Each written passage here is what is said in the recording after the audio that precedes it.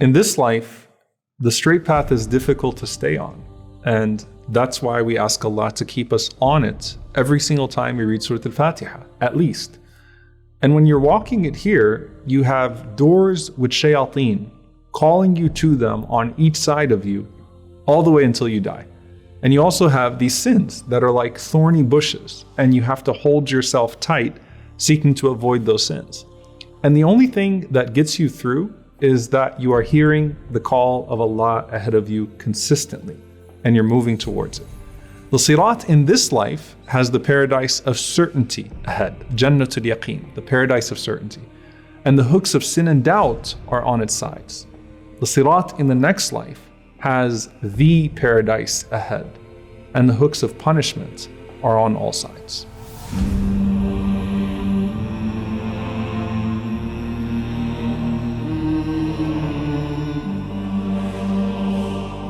The Prophet ﷺ said that the Sirat is thinner than a hair and sharper than a sword.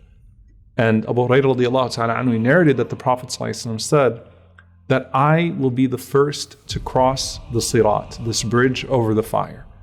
And he said the supplication, the dua of the Rusul, of the messengers of that day, and no one is going to be speaking on that day except for the messengers of Allah, is that all of them will be saying, Allahumma sallim, Allahumma sallim, Allahumma sallim. Oh Allah, keep us safe. Oh Allah, keep us safe. Oh Allah, keep us safe. And so as the Prophet ﷺ and the Prophets cross, the Prophet ﷺ said that there are hooks on the sides, and they have these huge thorns, like the thorns of a sa'dan, which is known to the Arabs for its size. But the enormity of those hooks are only known to Allah subhanahu wa ta'ala. And so as you're standing there and you are hoping to cross this very quickly, your Prophet has already crossed, and Ibrahim alayhi salam, and Isa alayhi salam, and Musa alayhi salam, these prophets have crossed, and they are all saying, Allahumma sallim, Allahumma sallim, Allahumma sallim. Oh Allah, keep us safe. Oh Allah, keep us safe. Oh Allah, keep us safe. Then the Prophet ﷺ went on to say, Khudhu junnatakum, take up your shields. They said, Ya Rasulullah, is there an enemy that's present? The Prophet ﷺ said, no. He said, rather your shields from the fire on that day are Subhanallah, Alhamdulillah, La ilaha illallah, Allahu Akbar. All glory be to Allah, all praise be to Allah. There is no God but Allah. And Allah subhanahu wa ta'ala is great. And he said, verily they will come on the day of judgment as saviors and mu'aqibat, guardian angels. And he said, and they are al-baqiyatul salihat. They are the everlasting righteous deeds. And so you have your tasbih. All of the times that you make dhikr, they are shields for you as you're about to take that trip across the Sirat. The Prophet ﷺ also said that your sadaqah, you'll see the similarities here. It's also a shield on that day. And the Prophet ﷺ said to Aisha radiallahu anha, very famous hadith, set up a barrier between yourself and the fire, وَلَوْ بِشَقِّ تَمْرَةٍ, even if it's with half of a date.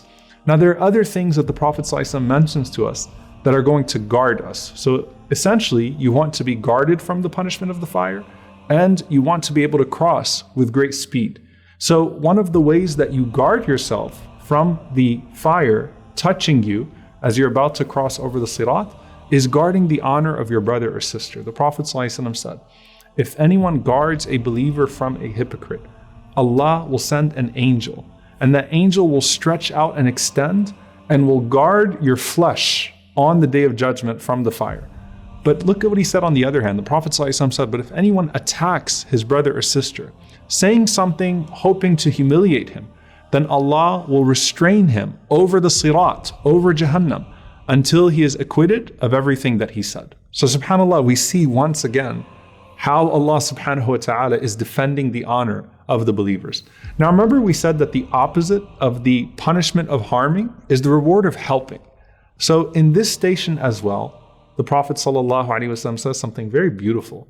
He says, وَمَنْ مَشَى مَعَ أَخِيهِ فِي حَاجَةٍ حَتَّى أَثْبَتَهَا لَهُ. Whoever walks with his brother or sister regarding a need until he secures it for them, أَثْبَتَ اللَّهُ قَدَمَهُ عَلَى الصِّرَاطِ يَوْمَ تَزِلُّ فِيهِ الْأَقْدَامِ. Allah will make his feet firm on the Sirat on the day when the feet will be slipping. So as you approach now to make this move, the Prophet ﷺ mentions another group of similar deeds. He says that trustworthiness and silatul rahim, the ties of kinship, they will be sent. and they will stand at either side of the Sirat, to the right and to the left.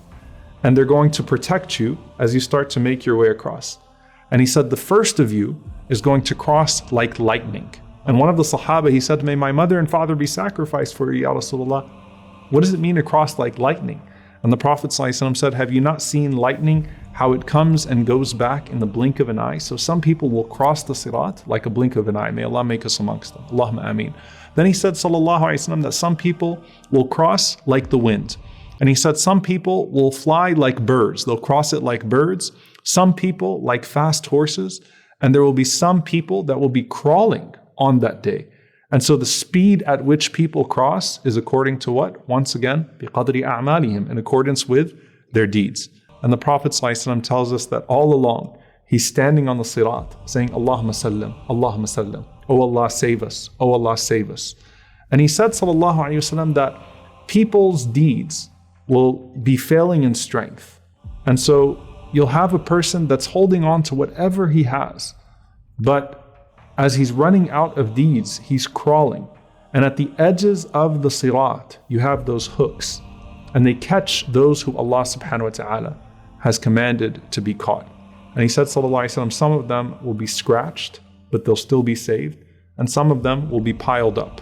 And they will spend some time in Jahannam until Allah subhanahu wa ta'ala frees them from that punishment. Now, as for those who Allah subhanahu wa ta'ala called his jiran, his neighbors, on the Day of Judgment. In one narration, the Messenger of Allah sallallahu alaihi wasallam said that the masjid is the home of every righteous person, and that Allah subhanahu wa ta'ala has guaranteed that those who take up residence, that find home in the masajid, will have al-rawh wal-raha wal-jawaz ala sirati ila ridwanillahi azza wa jal. They will have blessings, they will have mercy, and they will have safe passage over the Sirat until they reach the pleasure of Allah subhanahu wa ta'ala. And so you have those people of the masjid, and Allah takes care of them. And the masjid, of course, is there for what? The primary component of salah in the masjid is sujood, is prostration. It's called a place of prostration. And the Prophet ﷺ said that Allah Azza wa Jal will call out to the angels and tell them to pull out from the fire all of those who have a trace of iman in their hearts. And how are they going to be known? The Prophet ﷺ said, by the trace of sujood on their foreheads. Listen to what the Prophet ﷺ said. He said, the fire of Jahannam cannot consume the place of sujood. SubhanAllah. You imagine that there are some people whose bodies are entirely burned, but the forehead is not because of the sajda. The one place of their bodies that is not burned is the place of their sajda. And the Prophet ﷺ said, Allah will cast them into the water of life, from which they will be completely restored. Now, what are some other things you take with you to this momentous trial, to this occasion? You never lose husn al-dhan in Allah. You never lose a good assumption of Allah subhanahu wa ta'ala. Expect well from your Lord. Prepare for the moment, and then put your trust in His mercy, but expect well from Him, so long as you are trying. The Prophet ﷺ said, I saw this man that was falling, and just as he was about to fall, his husn al-dhan in Allah, his good assumption of Allah came and it settled him on the Sirat, and he was able to cross in safety. And the reminder once again, all along, the Prophet ﷺ is on the other side of the Sirat, saying, Allahumma sallam, Allahumma sallam. Oh Allah, save them. Oh Allah, save them. And then the Prophet ﷺ says finally that I saw this man from my ummah crawling across the Sirat. At times he was kneeling, at times he's just clinging onto it. And then suddenly his salawat on the Prophet sallallahu alaihi wasallam, they came to him and they took him by the hand and they stood him up upon the Sirat until he passed over it. And so as you've passed the final station of trial on that day, and you've arrived saying sallallahu alaihi wasallam, and as the salawat grabbed you by the hand to keep you on that sirat, what then when you make it across to your Prophet sallallahu alaihi wasallam, and he's waiting with your cup from his fountain? فأما من ثقلت موازينه فهو في عيشة راضية